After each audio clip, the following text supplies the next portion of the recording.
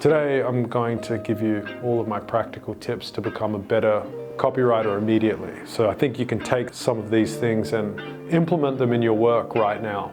I want to just tell you how much copywriting has changed my life, and it's the reason why I've got so much conviction when I talk about copywriting. It's like, I was a freelance copywriter, I traveled the world, I lived in Latin America and Europe and Indonesia and on the Great Ocean Road, and I did all of these things because copywriting made that possible. And now I'm in a position where I have a portfolio of brands that do over $10 million USD a year. And the foundation for all of those brands is copywriting. And so I want you to have that. Like, I really feel a strong desire to share what I've learned, because I think it's just been so game-changing for me. So what I'm about to teach you is not just stuff that's worked for me, but I've also taught this to other people. So I had 2 interns come in. They ended up writing an ad that did over $2 million on Facebook ads. And then Robin, our brand director, came in with no copywriting experience or a marketing experience at all, and has now done upwards of $7 million in email copy and in ads. So all of this stuff that I'm going to talk about right now is just the stuff that we use every day, and how you use it will depend on how much you practice it and your natural talents. Anyway, let's get into it. So if this is backlit and blown out, then tough. So tip 1 is use the word you. Now, you need to make everything about the reader. Like, nobody cares about you, nobody cares about your brand. So when you use the words I and you use the words we, it doesn't hit for them because they're just in their own world. And a human being is a selfish content consumer, and if there's nothing in it for them, then they don't care, they move on. So you want to make the body of work, whether that be an email or an ad, you want to make it about them, and you want to make as many sentences as possible about them. And the way that you do that is by speaking in second person and using the word you. The next tip is use short sentences.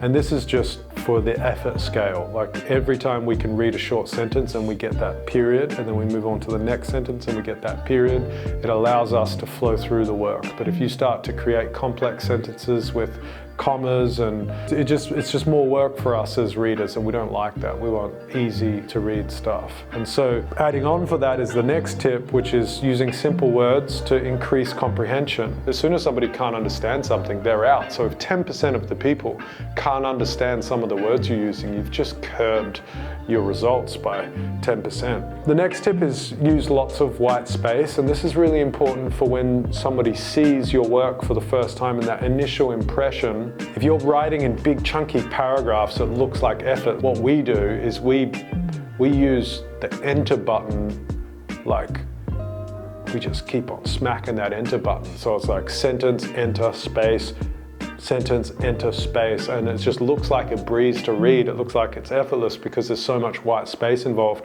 and for whatever reason that makes us feel like it's going to be an easy read. The final tip in the get read part is to be bold. And what I mean by that is, like, do not hedge in your writing. As soon as you start hedging and using adverbs like possibly or maybe or this could be, we as readers have a repulsion to that, because it's like we intrinsically know that you've wasted our time. It's like, if this person's published something and they're not even completely sure, what the fuck are they publishing this shit? And then you bail. And the other thing that happens is you don't create the authority that you need to create and the trust that you need to create to be an effective copywriter. So before you hit publish, get rid of those adverbs.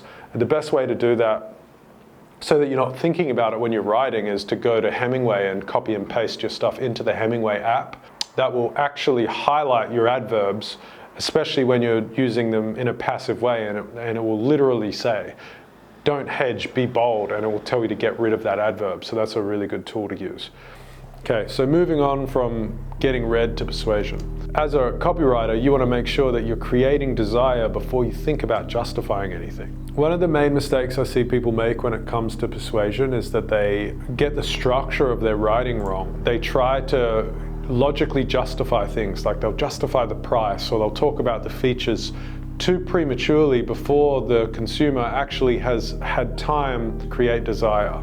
We'll get more into this in a little bit, but I just want you to think about this structure. You need to evoke emotion and create desire before you start getting into the technicalities. The next tip is use the magic words "so you can" to bridge a feature and a benefit. Let's say that it's 1970 and I'm a writer and you're trying to sell me this typewriter. And this typewriter has a feature which has sensitive keys. And sensitive keys is just a feature. But the benefit would be this typewriter has sensitive keys so you can type faster, get your work done quicker, and spend more time doing the things that you like to do. The words "so you can" bridge feature to benefit. It's just a nice little hack. The next tip is letting the reader know what's in it for them as soon as possible. Sometimes I read these emails and it's like, "Hey David, hope you've been well. We've been busy doing this stuff over Easter." It's like, bruv, why do I care about this stuff? Like, I'm a selfish piece of shit human being. I want to know what's in it for me. So what would be better is if they said, "Hey David, there's a huge discount in this email, but first, let me tell you a humiliating story." Now there's just been 2 sentences that have told me that I'm getting a big discount and that I'm going to get to witness the author of the email be humiliated. Two little ticks for me. I'm going to read that, and if the copywriter's smart, what they're going to do is they're going to weave into that story some connective tissue to justify why they're making the discount and why they're putting on the sale. And so like, I'm going to read the story, be engaged, and as I'm engaged in the story, my emotions are going to open up and I'm going to be a lot more likely to want to click on the link and, you know, exercise the discount.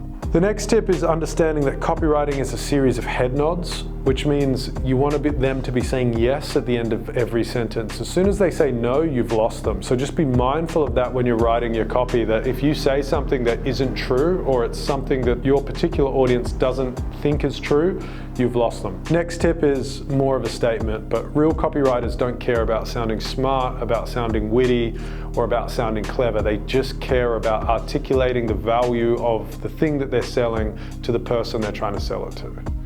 And that's really key. You're just trying to communicate the value. You want them to see what's in it for them. The next tip is, if you know what your people want and why they want it, 90% of the work's done. The next tip is know the importance of your offer. When I heard this statement, it just changed the way that I viewed everything, which was, a great offer can still succeed with shitty copy, but great copy can't succeed with a shitty offer. So the next tip is, in your call to action, tell us exactly what we need to do next. And if you can create that visual for the consumer and there's no holes, there's no blind spots, it means they assume there's less effort and they can actively predict what's coming next, which curbs a lot of skepticism, which is really important. And then the final tip in the persuasion part of this video is create a big long list of features and a big long list of matching benefits for the product that you're selling. And go into every single product that's on your ecom store or whatever it is that you're selling and go, feature so you can benefit, feature so you can benefit. And that list is going to be the material for which you build almost all of your copy. Okay, finally, let's move on to tools. I'm just going to smash through this real quick. You want to create a swipe file. That's going to be something that you're going to use a lot. I use swipe.co, which allows me to access some of the all-time great copy like Frank Kern, Dan Kennedy, and Gary Halbert. Like, I get to go in and look at all of their great emails and their great advertisements and their great newspaper articles, and I draw inspiration from that, and I get to see how they kind of flow through their work. But if I'm looking for something more specific, I'll go to reallygoodemails.com. I'll just look at some of the templates of how they present their information. And if I have an idea already, I'll just be looking for the thing that kind of connects with me, and then I'll be like, okay, I'm going to insert my idea into this template. One of the tools I like to use for the flow of your email is on every single Mac computer, which is like, you just highlight your text, you right click, and then you click on dictate or speech or speak to me or whatever the hell it is. And then you just close your eyes and you listen to that robotic motherfucker churning out your copy. And you'll be able to hear when you've got a congestion in the flow. The other trick to getting flow, which really blew my mind when I first used this, was highlighting your text and then changing the font and then make it 5 times bigger than the stuff you've been writing. As soon as you see it way bigger with a different font, what's going to happen is all of the pattern recognition in your brain is kind of reset now, and it's decoding the words again from scratch. And it allows you to view it with fresh eyes, which has been really important for me when I've been looking at something like over and over again. The final thing, which is a tool, but it's more of like a methodology, is if I were you, I'd try to master the 2 copywriting formulas, which are AIDA and PASS. So AIDA is attention, interest, desire, action, and PASS is pain, agitation, solution. There are a bunch of copywriting formulas, but those 2 I like because they just kind of are on 2 opposite ends of the spectrum, so to speak. Like pain, agitation, solution is really starting with like the core frustration of the consumer, and then attention, interest, desire, action can be anything. And if you learn to do both of them, you just start to kind of get a better understanding of how the human being consumes information, and it'll give you an opportunity to find the one that you like, and you just naturally gravitate to that. So in conclusion, copywriting is really important, changed my life. I hope it changes yours. Use the stuff that I've taught you in this video, and see you tomorrow.